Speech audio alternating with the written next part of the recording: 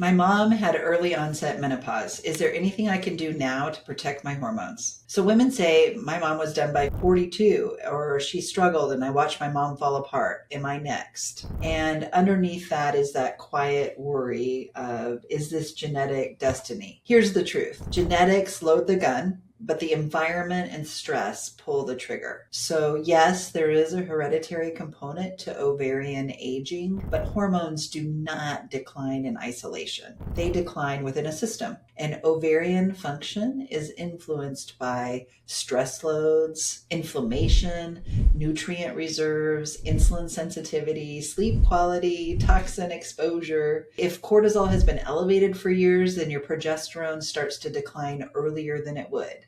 If blood sugar is unstable, ovarian signaling changes. If inflammation is high, ovarian tissue becomes more sensitive to stress. Hi, I'm Dr. Casey Tramp.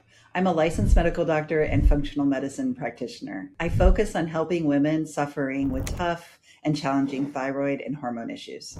My approach to complicated thyroid and hormone issues is very different from others. In my practice, I utilize the very best of traditional medicine along with the very best of functional medicine to help my patients regain their health and get symptoms under control. My mom had early onset menopause. Is there anything I can do now to protect my hormones? So when a woman asks me, I don't say we can prevent menopause because menopause is natural. What we can influence is how smooth the transition is. We can also many times influence when you go through that transition and how intense the symptoms are. So your system needs to be resilient when menopause starts to occur. We can strengthen this by stabilizing your stress physiology early on, supporting progesterone naturally before it drops too far, helping you maintain your muscle mass and your insulin sensitivity, optimizing iron and nutrient stores, and supporting detox pathways so